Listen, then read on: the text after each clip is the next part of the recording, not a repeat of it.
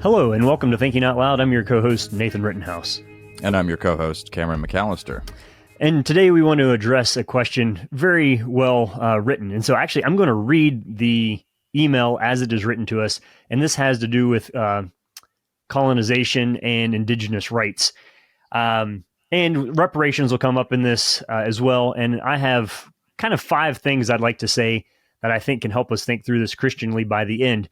But let me start off here with the actual question. So the listener writes, "Hi, Nathan and Cameron. I'm a listener in Canada and have been wanting to get your thoughts on a question that has really been vexing me as a believer. I think it's relevant for your main U.S. audience as well, though the conversation hasn't reached the fever pitch that it has here. The overall issue is colonialism, particularly reparations for past injustices to indigenous people and their current impacts. The term used here is reconciliation. I guess the core of my question is, does biblical Christianity address big civilizational changes such as the colonization of North America? And what would be a Christian approach to reconciliation? Should it involve political economic measures such as the return of parcels of land? My conscience is pricked by the constant reminders from the activist of how the British and French, quote, stole the land and clearly marginalized and oppressed indigenous nations. On the other hand, I have a feeling that the personal ethics taught by Christ may not apply directly to big national civilizational issues like mass migrations, and certainly the Europeans brought some good things to North America. Further, the engagement on these issues and the logic and solutions proposed always come from the progressive end of the political spectrum, and the only churches that seem to get involved in this area are the theologically liberal ones. In particular, there's always a focus on anti-capitalism as well as LGBTQ2S rights. This is a very strong theme in the Canadian Indigenous communities, possibly related to the history of abuse that occurred in the residential school system. Question mark there, like maybe. For these reasons, most evangelicals I know reflexively push back on all of this. But I can't get away from the thought that there is something here, and I'm not aware of any trusted evangelical thinkers addressing it directly. Help, TOL. Well, Cameron, first of all, I think it's an incredibly thoughtful and well-worded question. But do you think there's anything that we can say to be helpful in such a question as that? Well, I hope we can. I'm not so sure I can myself. I think it is a deeply vexing question. I think we're going to do our best to get the wheels turning and to try to, I think, give a fair representation of what the concerns are from the people the critics particularly, who voice these concerns. So, and then maybe we're not going to be able to. Let's put this disclaimer up front. We're not going to be able to solve this right out of hand. But I think, and for sure, we're probably going to say things that irritate people from all different perspectives on this. But let's get this go. Let's lean into this as with the intent of it being a respectful conversation starter, and I think putting some helpful handles on some things to help us think through this. Cameron, just for context here, have you spoken in Canada recently at any type of public event where they read the Indigenous Peoples Statement? No, actually, I haven't. So this is something I've not experienced. Yeah, so it might be actually mandated policy. Certainly, I think everywhere I've spoken in Canada in the last 5 to 6 years, particularly on a university campus, and then actually a couple places like Nebraska, I was at recently at a church conference where the same statement was used. But here's the let me just read it for you. So you can imagine being at a campus event or a church conference or something, and the MC gets up and I'm reading here now from the National Environmental Education Foundation, A Guide to Indigenous Land Acknowledgement. So all of the programs start like this. If you're Canadian, this will sound familiar. So it starts with, "We would like to begin by acknowledging that the land on which we gather is occupied, unceded, seized territory of the," and then you fill in the blank of people. So whatever tribe was in the region that you're in.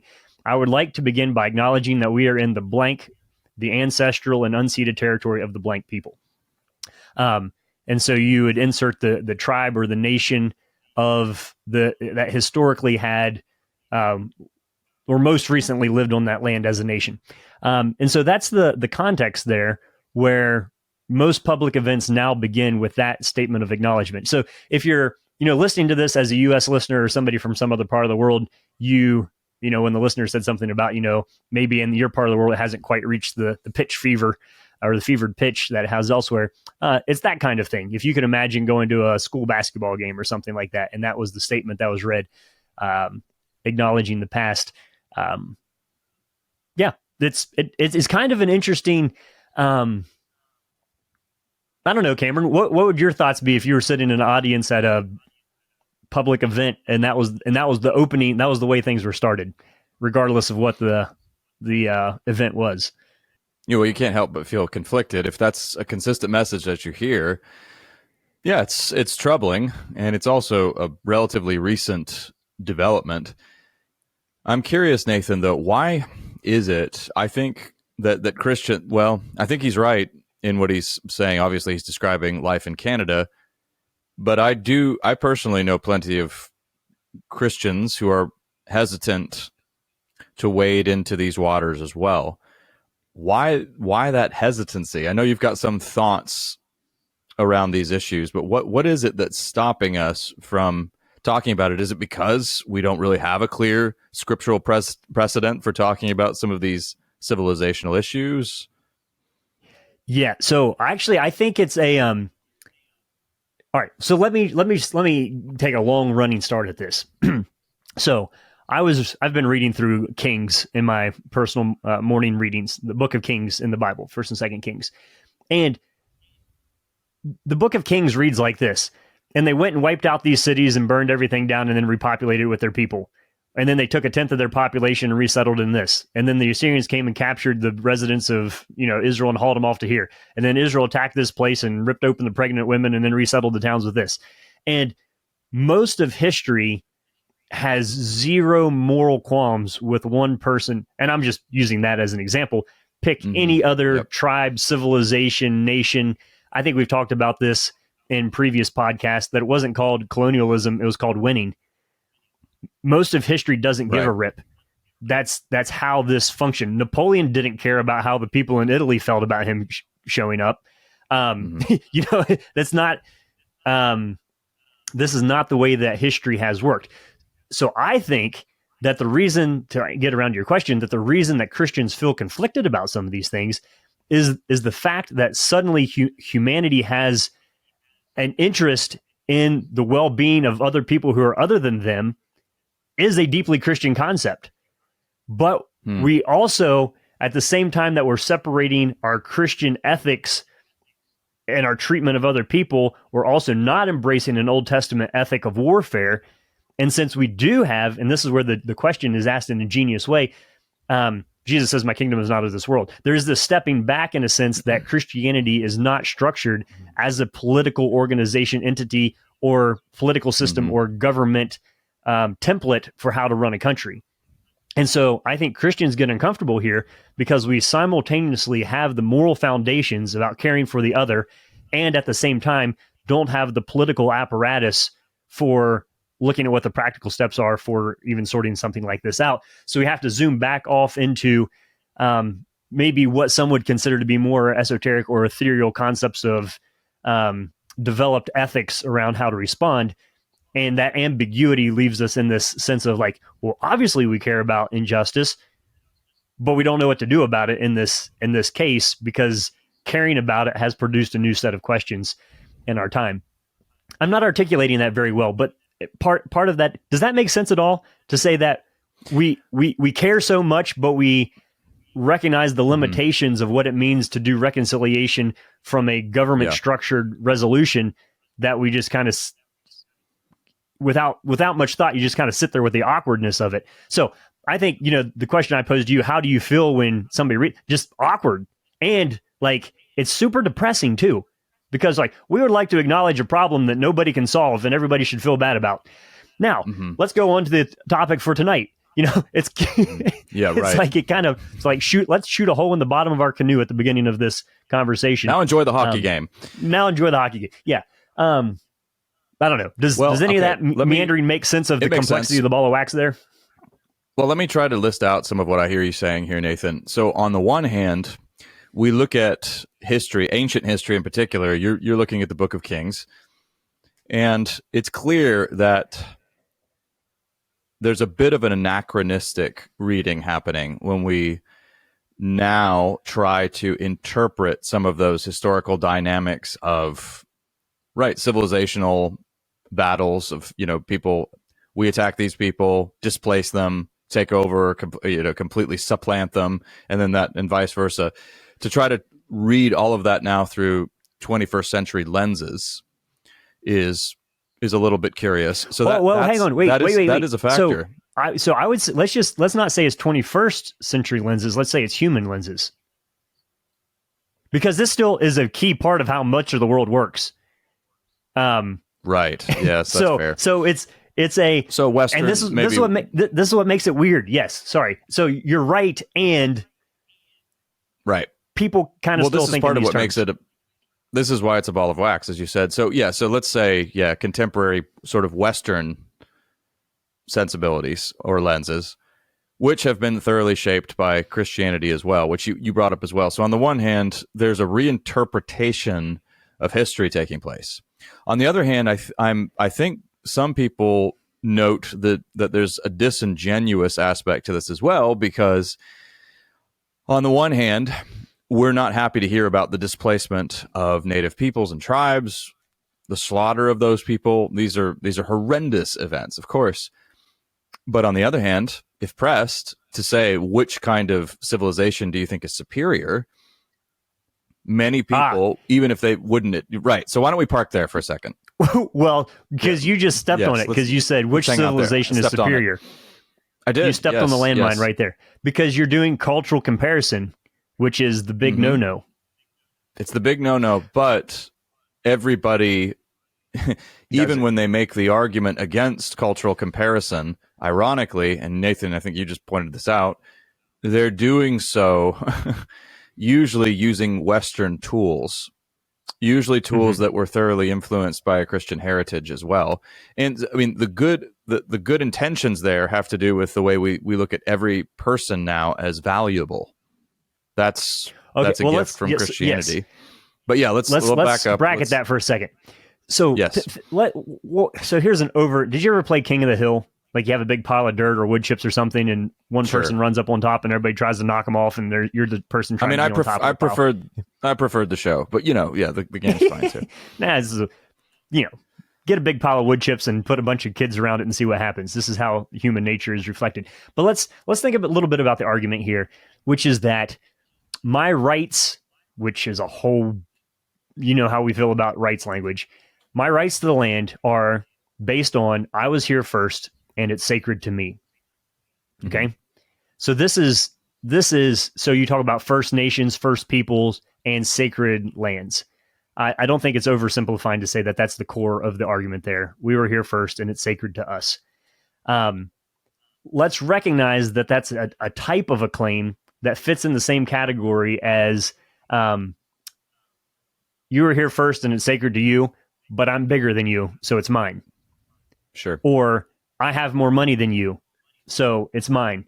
Or to use the who wrote Gun, Germs, and Steel? Jared Diamond. Fascinating book, Guns, Germs, and Steel. You show up and say, I have more guns, I have more germs that can kill you that I'm immune to, and I have more advanced technology. It's mine.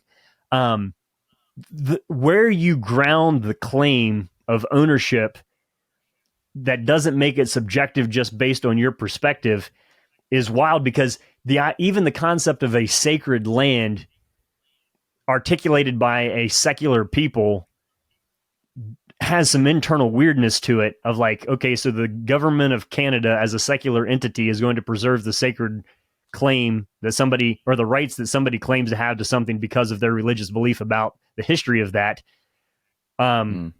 while trying to figure out whether or not that group of people actually was the first group of people there, who they took it from, and what the nature and the structure of that nation and the relationship they had to the people who were there before them had. You can see immediately that it's a clash of concepts, ideology, and mixed tellings of history that are so divergent in their language and their frameworks of thinking about it that it almost seems like they're never connecting or overlapping. So that's going on there. But let me push us forward here with this for a second. So if you think, let's say that the normal part of history is It's normal to kill who you can and take what you can.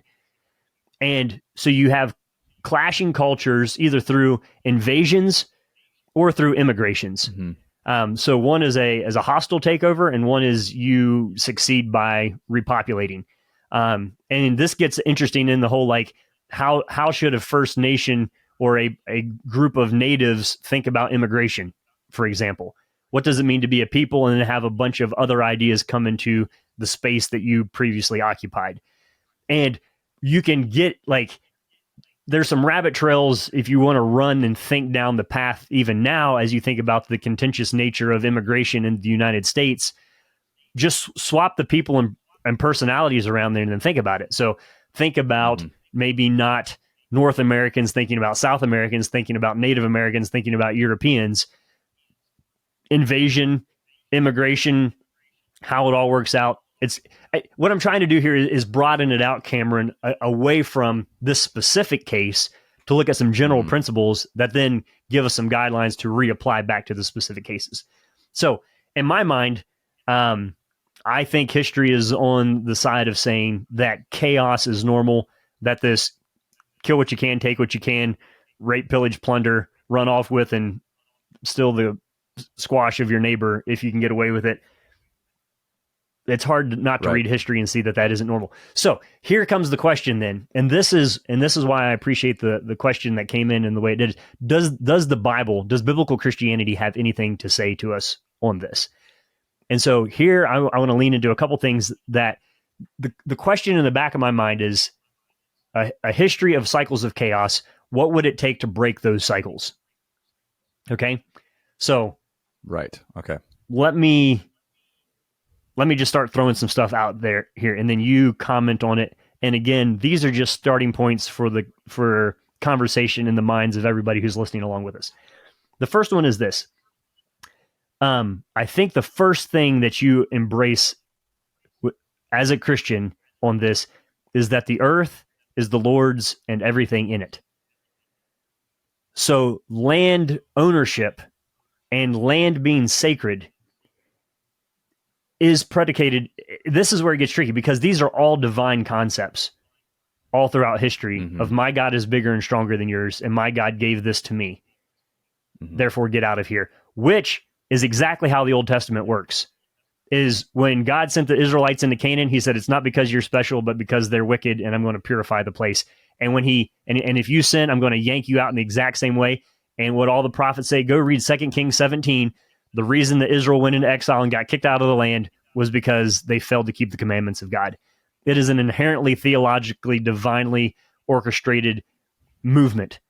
So that throughout the Old Testament fits in with the ancient Near Eastern norm and the modern Near Eastern norm. Can we just take a little second here and say, this is why, like in the Middle East, the whole idea of like, how do you get along with your neighbors you disagree with? No, you try to wipe them out. Like somebody said, like, I don't understand how the Muslims and Jews think that this is going to make other people like them more. They don't care if other people like them more. Like that's a totally Christian way of consideration. Like, not a consideration. You're trying to get them to feel something that really is not an important part of the theological structures that play there. Maybe a secular nation state for sure, but theologically, definitely not. So you got that set up. And then, but even in the Old Testament, the earth is the Lord's, that it belongs to God. When Joshua was going into the Holy Land, he meets the angel of the Lord's army and he says, whose side are you on? And the angel says, neither, which is extremely important. But he says, take off your shoes. You're standing on holy ground. So the commander of the angel of the Lord's army is more interested in holiness than he is on the genetics of the people who will maintain that holiness in the land. So there's that rich Old Testament ideology speaking biblically here. The trick is, by the time you get to the New Testament, there is not a developed New Testament land ethic.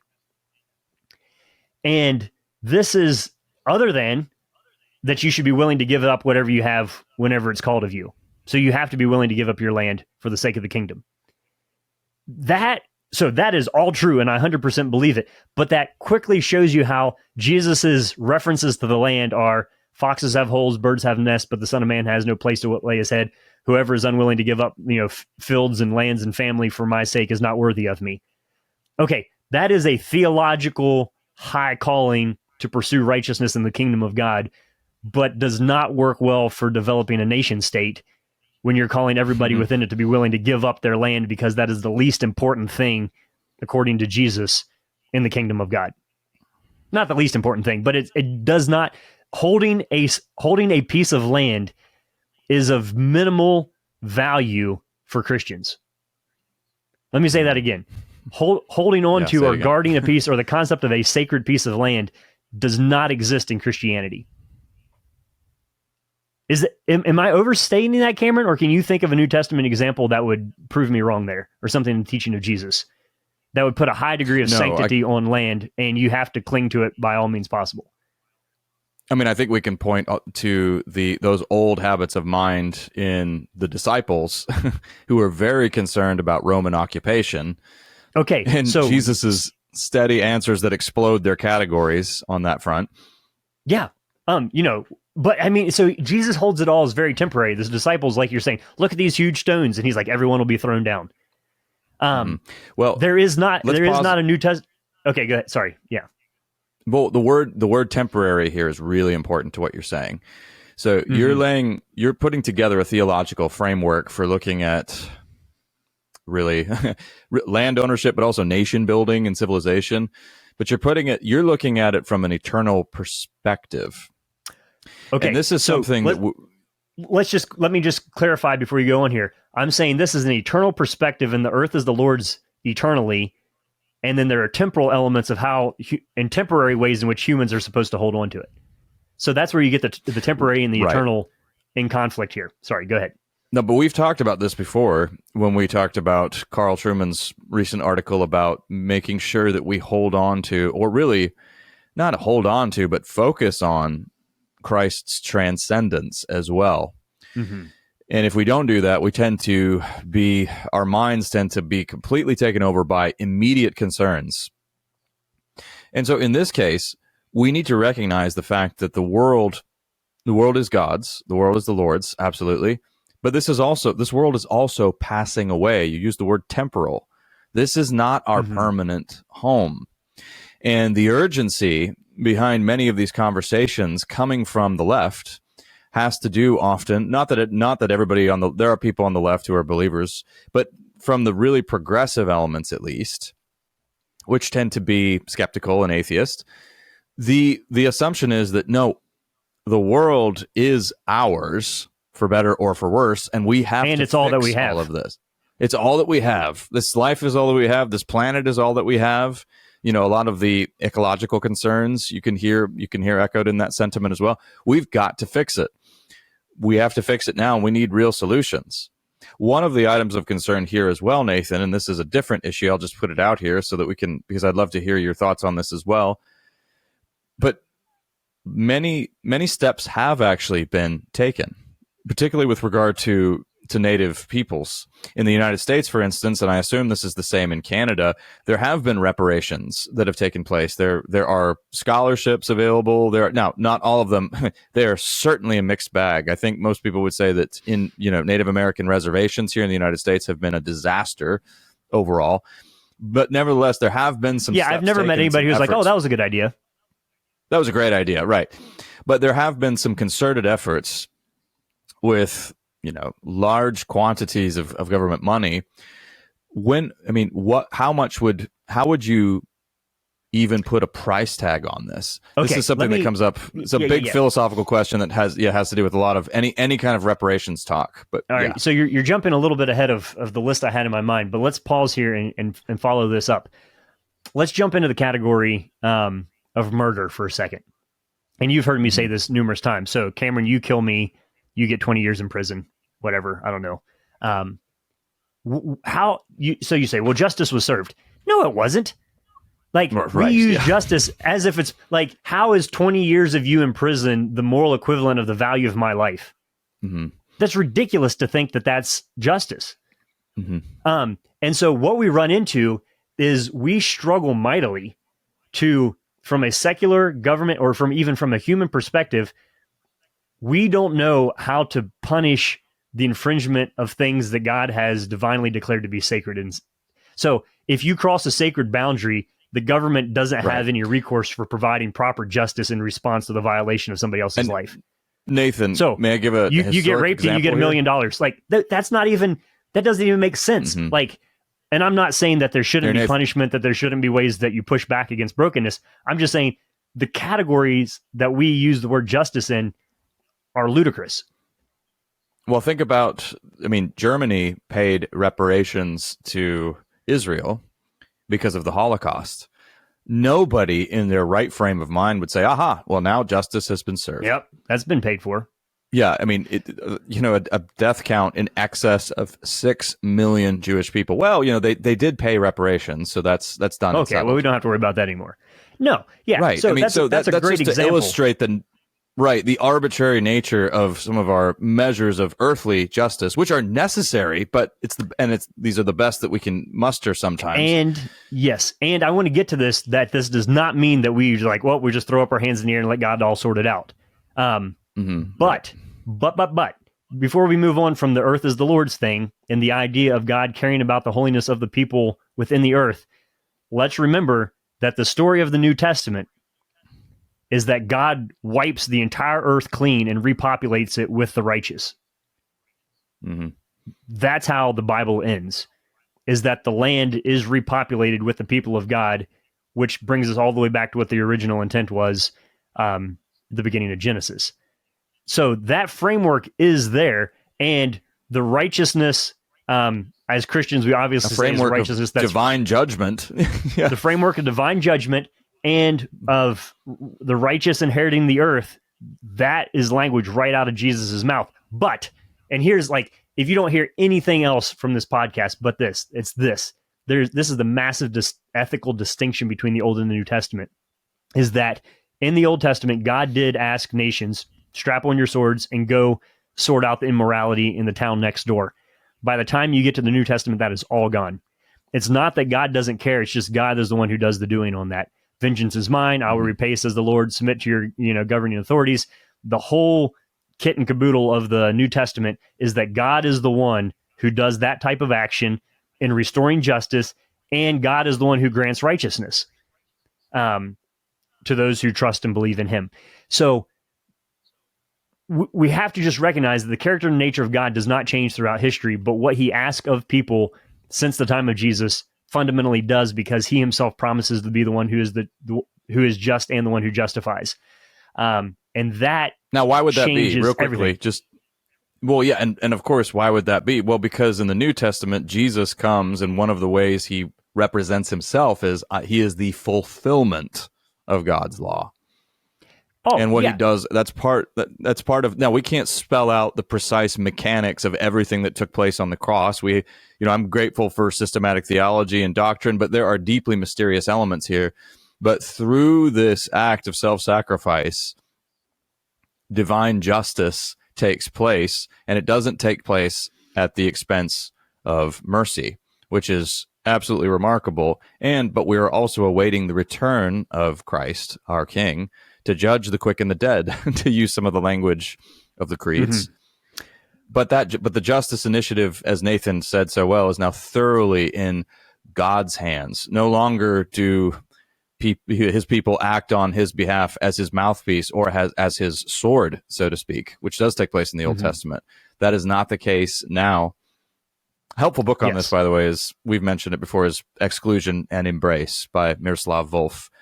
A big part of what he has to say in there, and he argues this with a lot of theological sophistication, but basically he says if you need your views on justice, if they're not predicated ultimately on divine justice, you're going to come to a juncture where you think in some way, shape, or form you're going to have to take up the sword and shed blood to make things right in some way. But if the initiative is God's, you're freed of that tremendous burden. Yeah. And so let's be clear, Cameron. Christians have not done this well historically. And so we're not making excuses here for anything that's been done in the name of Christ, but we're saying it's been done in opposition to what Christ said, not because of it. Right. So, all right, so number one, the earth is the Lord's. And then Cameron, I think you helped us flesh out kind of a subset of that, is we have to think about the land in terms of time and eternity and temporality and what's sacred and whose is it and all of that. That's good. That's number one. Number two, you have to have, so what breaks the cycle of chaos? The next step in that is an appreciation for diversity. And so if you think of the world that Jesus stepped into was entirely and phenomenally ethnocentric, that birds of a feather flock together and your gene pool matters, and that's where your people come from. And then Jesus starts saying silly stuff about like talking to Samaritans and then sending his disciples to the uttermost parts of the world, right? And then Paul just blows this up for us in the idea that the people of God are based on faith, not on your gene pool. And then it culminates in its fullness by the time you get to Revelation and you see the vision of people from every tribe, tongue, nation, language celebrating before the throne, that the New Testament is phenomenally pro-diversity. And you should love that you go to church and worship alongside people who speak different languages than you, who are from different countries and nations. That is a beautiful part of what having an identity that supersedes your nationality, your primary language, and your genealogy has to play with. And so I think you break the cycle of some of this, I must conquer you and impose my ways at all cost, because unless you look like me, you can't be with me. You don't get that from Jesus.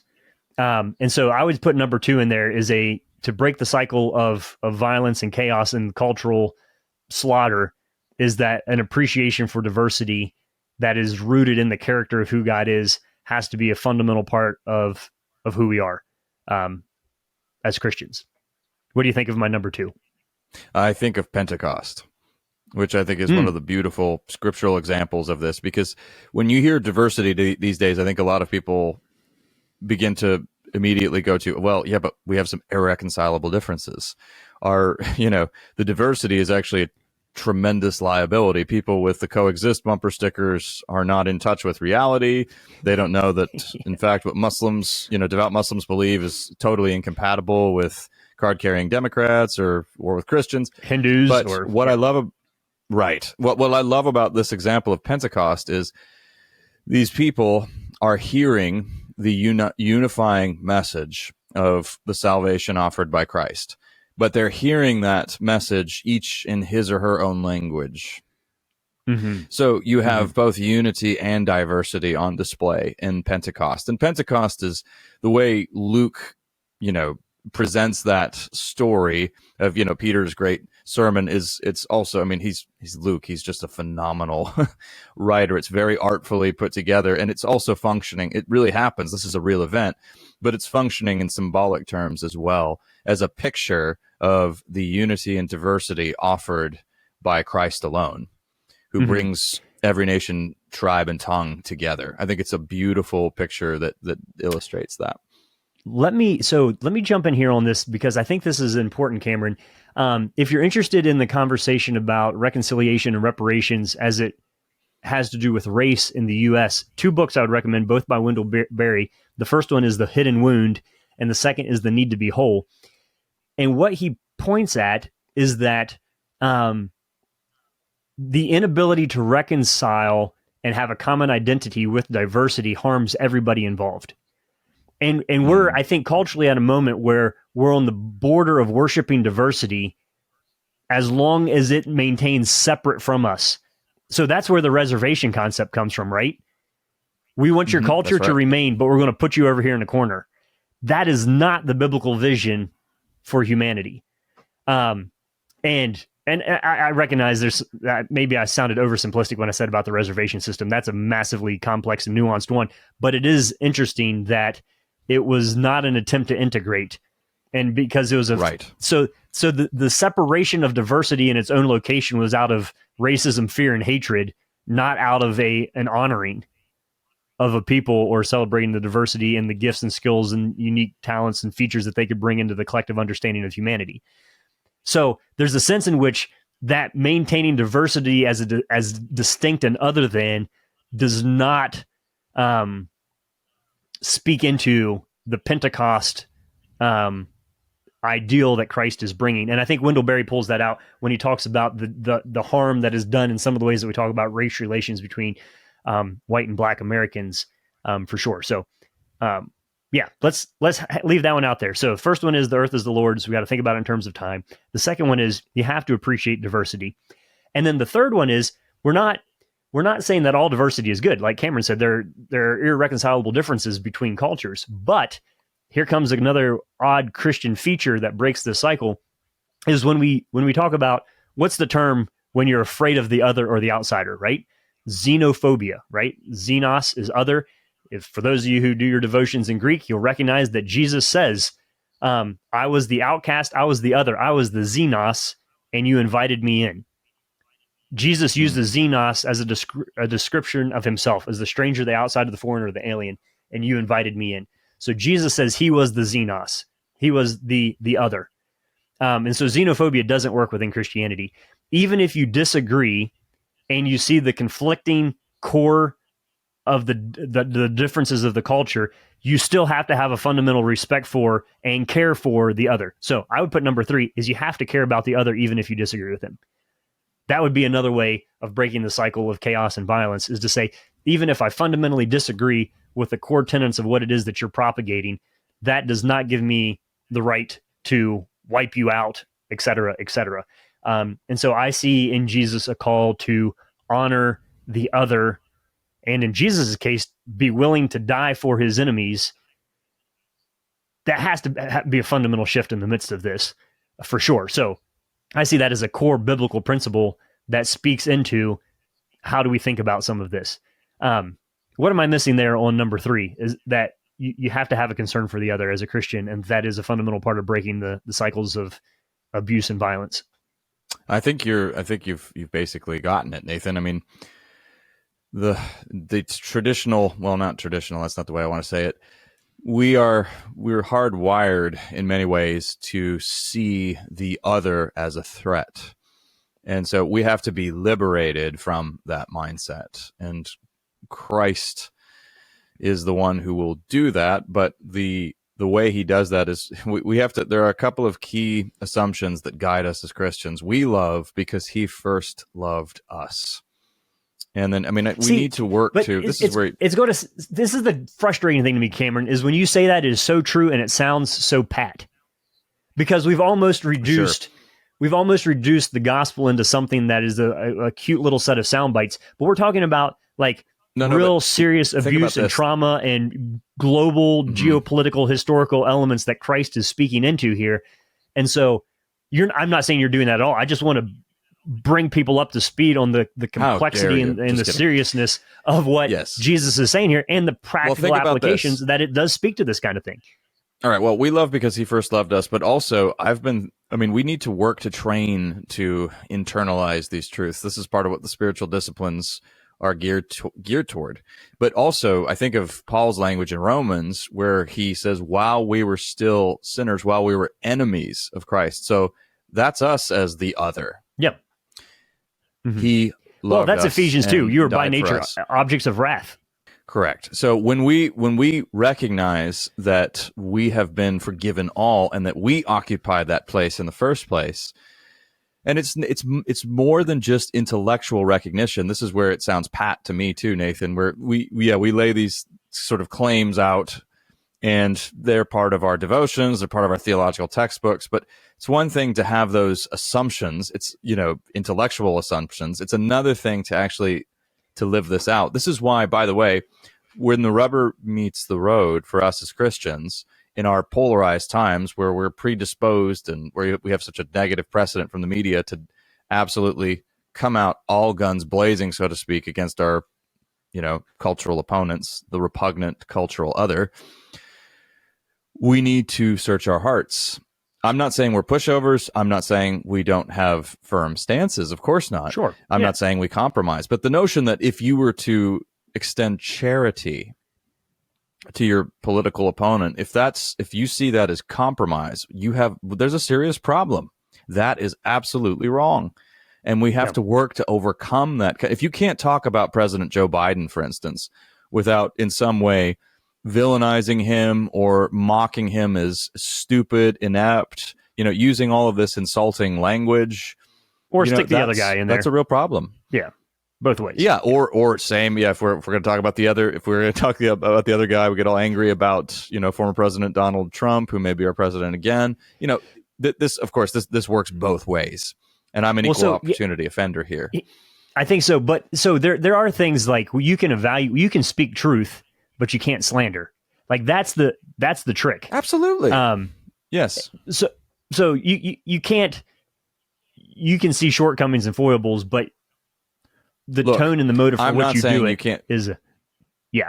is I'm not saying you can't say President Joe Biden's policies have been a disaster. His foreign policy is extremely misguided. Of course you can. Of course, and you should. We can, but we want to speak responsibly.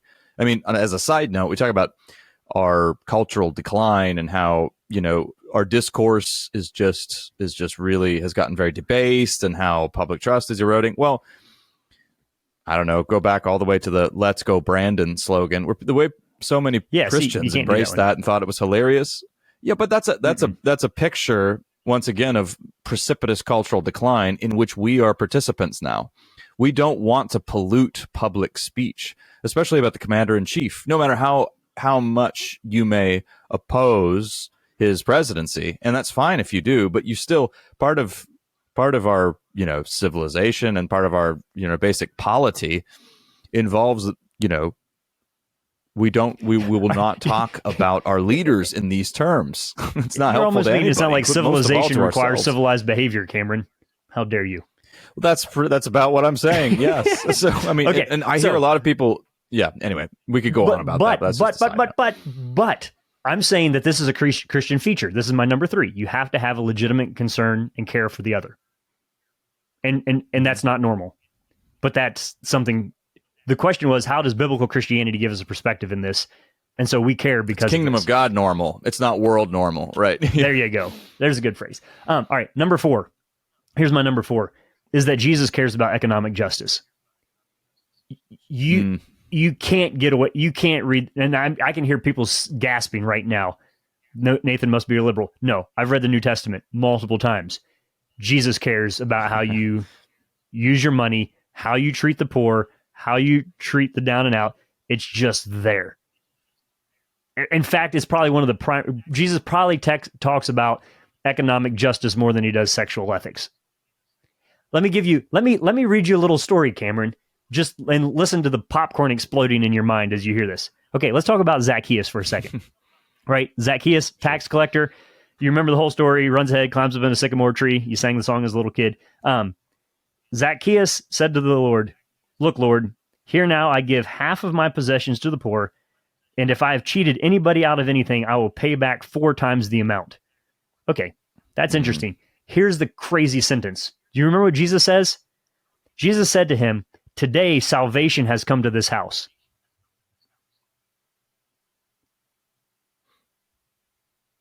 Today salvation has come to this house because a man gave half of his possessions to the poor and promised to pay back anybody he defrauded 4 times over. That doesn't fit our cute little definition of salvation that we like to swing around on a stick in the evangelical world. And I'm not denying any of the rest of it. I'm just saying, just using this as one example of when you read through the New Testament of stuff that Jesus says about economics. And hey, Zacchaeus, that's right out of Exodus 22. If you steal somebody's sheep and slaughter it or eat it or whatever, you got to pay back 4 times over. Jesus deeply cares about fraud and economics, and he does care about power and abuse of power. And I think there's a whole system here where you can say it's one thing to not be able to figure out how to do reparations, but it's a whole nother thing to ask some deep questions about what am I benefiting from at the loss of someone else. And I think that's a good line out of The Need to Be Whole, is he says that when Wendell Berry says that when true justice happens, no one loses. There isn't loss. And we just don't know how to do that. We do act as if it's a zero-sum game. And I hope that if you're listening to this, that you don't get a good deal on something because somebody stole it from somebody else and then sold it to you at a discount price. If there's a way that you can backtrack and figure out how to make that right, do it. Zacchaeus made that offer. If I've defrauded anybody, I'll give him back 4 times. What he didn't say is, and now I hereby renounce my land and give it back to the Canaanites. So in that story, there's an odd thing there. Yeah, of if he's saying, if there are people around me that are existing here that I have defrauded, and I am personally responsible for messing you over, through an abuse of power financially, I would like to fix that. There is absolutely nothing wrong with doing that from a Christian perspective, and Jesus loved it. He ate it up. He celebrated that and said, that is right. So fix what you broke, people, if you can, and don't take advantage of other people, and live honorable, intentional financial lives, and act as if math is a moral issue, and do it right because it honors God and pleases him. When you, all throughout the Old Testament, God loving an honest weight and an honest scale, and having seriously harsh words for people who economically take advantage of other people. So this is tricky here, because you're going to say, isn't that what reparations are all about? Isn't this about what the history of this is all about? And I'm going to say it's not, because we've now separated the offender and the offendee by such a degree of time and an interesting overlapped web of complexity on top of it, that it would be impossible for the proper Canaanite to show up and say, here's the way in which Zacchaeus has defrauded me. That's a tangle. Now, I think this tangle is fixable, but let me bracket that for the future. Am I trying to get something false out of the New Testament here, Cameron? Like, is there, I'm not fishing. I'm seriously asking, like, what am I missing here? Jesus cares about economic justice, but he always seemed to personalize the responsibility, not nationalize it, nor historicalize it. Yeah. No, I think we've just got a lot of defensive approaches to some of these statements of Jesus. This is why it's instructive to read large swaths, if not, I mean, Dallas Willard used to recommend reading, maybe every now and then, try to read the entire New Testament to get the full sweep of what's going on. I don't think you're reading anything into it. I think you're paying close attention to the specifics of many of these stories, and they have a tendency to be more convicting and indeed more disturbing sometimes than we realize. Yeah, so I was thinking of it too in terms of, because I think people point to the concept of Jubilee in the Old Testament, which I don't live under the Old Testament, but the idea of Jubilee is reflected there. But even in that time, in the year of Jubilee, when the land reverted back to its owners, it went back to the Jews to whom it was first given, not to the Philistines or the Canaanites or the Amalekites. So there were limits in that reset, even from a biblical perspective of how and where that worked out. So that was number 4. Jesus cares about economic justice. Pray about it, be convicted about it, and think about where maybe you're benefiting from the violation of other people in this world economically. There's work to be done there. That's a whole nother podcast to think through, but that's not the topic at hand. So, all right, number 5. And this is, all right, I'm just going to throw this out here, and I could be wrong on this, but this is where I'm at right now. Sort me out. I cannot figure out, having, I think, thought through this a bit and listened to a lot of different voices and arguments from a lot of different groups and people who are interested, I cannot figure out a realistic way to do reparations. And any of the proposed forms that I can find seem to lack legitimate biblical justice in the ways that Jesus talked about it. I don't know how to do this. So I can't give you here's the Christian biblical framework according to the way in which Nathan worshiped the Lord and tries to interpret and live his life, that I say, yeah, and here's the clear New Testament way for saying, yes, we should do this or we shouldn't do, or, this is how this should work out. I don't have that. But, and I keep putting this thing out there that I want to come back around to. But before I get there, let me give you a practical story, Cameron, of how I think through this and what I think can be done. So I live in, the name of the county that I live in is Pocahontas. I live in Pocahontas County, near the Seneca Forest. Everything, around here has native references and a history to it. And so, like every other little kid in Pocahontas County, West Virginia, I too had a sock in my dresser drawer that was full of arrowheads, because every spring when the ground is plowed and people go to work and then it rains, it's easy to go out and pick up arrowheads. I find them in the garden of the land that I borrowed behind my house. And so when I reach down into the soil and I pick up an arrowhead and hold it in my hand, where I've come to, it's this process of thinking that you're holding an artifact of a culture that was way before you, and you're holding in your hand the work of a man or a woman that you have no real understanding of. What are you supposed to do with that? And here's where I come out on this. It's not one of guilt. It's one of phenomenal responsibility that I live my life in a way that I hold the proper things open-handed before the Lord, that I try to, as much as I can grow into Christ-likeness, have a posture and a perspective on other people that is baked full of humility and concern for the other and open-handedness and generosity, and not one that's built out of a quasi-manifest destiny that I have to grab and hold on to and cling to by all means necessary. It's a reminder to me of what the future is that someday somebody will be using my garden space who speaks some other language from a different culture that will replace the one that I'm currently part of.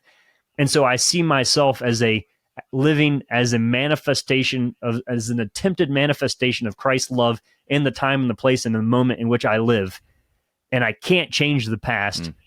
There's stuff I can do to make the future better, but the type of person that I am now and the way that I treat the people who are other and different from me is what I can influence and is what I can change, and where I do need to be investing prayerfully under the guidance of the Holy Spirit, seeking creativity for how I do that well.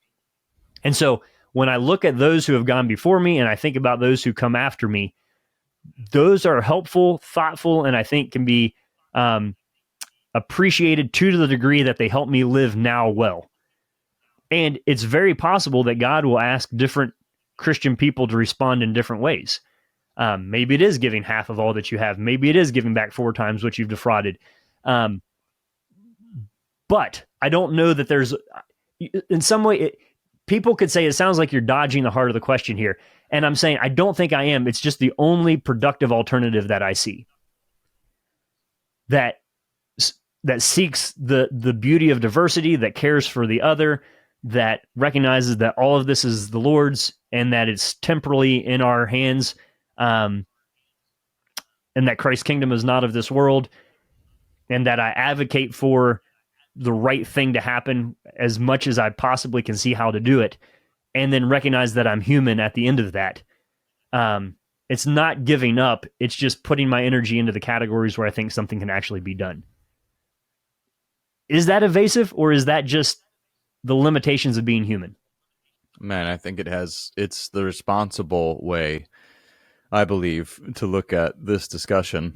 And I think especially if we think about it Christianly, certainly we can't close the book on it. Of course, it's a very rich and complex issue, but I think you've given us some very helpful, holistic steps. And it's worth, I think, pondering for our listeners as you think about any kind of discussion on reparations. Is there room in the way the issue is being framed for forgiveness as well? Is there any room in that? Because I find often that in these discussions, they tend to be quite graceless. And there's a vision of justice that excludes any kind of real sort of true reconciliation, because there's no forgiveness that makes its way in.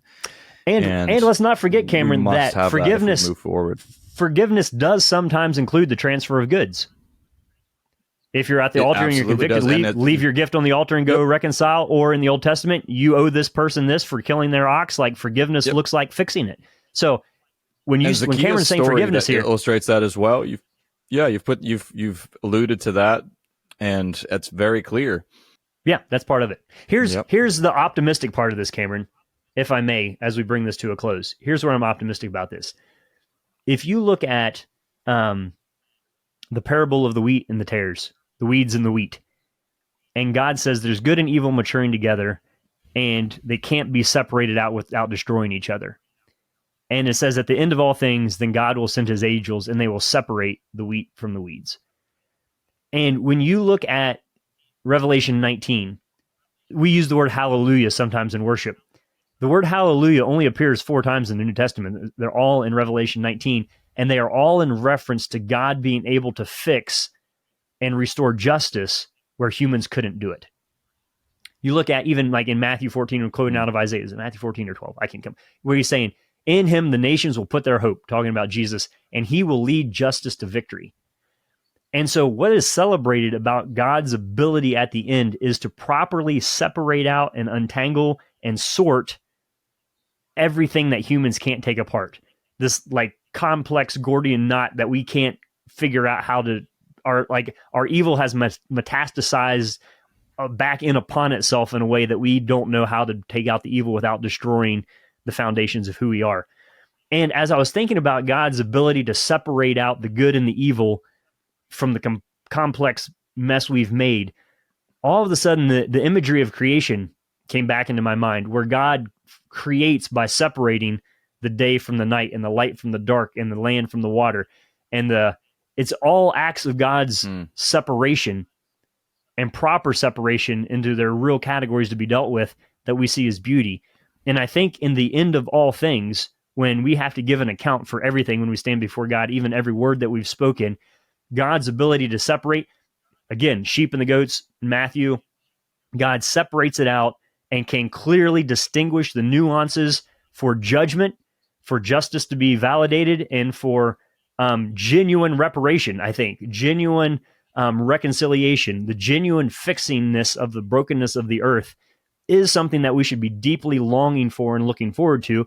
And I think in that day, when all of that happens, then hallelujah just explodes from us, because we recognize the complexity of the mess that Christ is able to fix and what he is able to redeem and restore, recreate, and repair. And that is the foundation of our eschatological hope of all of this not being a statement that we read at the beginning of something, but a reality that we are stepping and living into. Now, that, again, that's not pie in the sky wishful thinking. We just punt it all to the future. Based off of what we know of the character of God, we do try to live that out as a living testimony to that now. So this is not a take your hand, Jesus take the wheel thing when it comes to justice.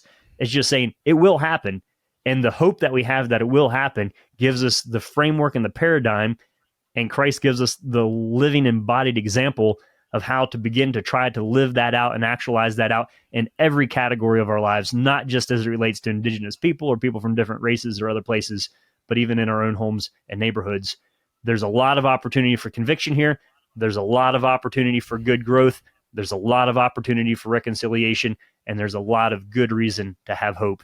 And for me, it's all wrapped up in what Christ has done, will do, and is currently doing within us.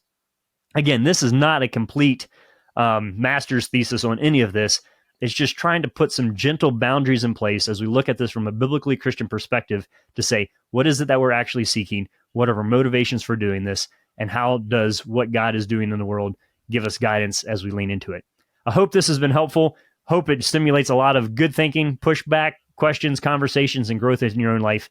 Thank you, Cameron, for fact-checking me along the way and letting me bounce ideas off of you as I ponder this. Thank you to the listener for the good question. And for others of you who have questions like that, info@toltogether.com. You can send us an email and we will brainstorm on them as best we can. But we hope this has been helpful to you. You've been listening to Thinking Out Loud, podcast where we think out loud about current events and Christian hope. Thanks for listening to Thinking Out Loud. If you'd like to learn more about what we do, book Nathan or Cameron, or if you'd like to support us financially, whether through a one-time donation or on a monthly basis, you can do so on the donate page at www.toltogether.com. That's toltogether.com. And please consider leaving us a 5-star rating and sharing this content with your friends. It really does help.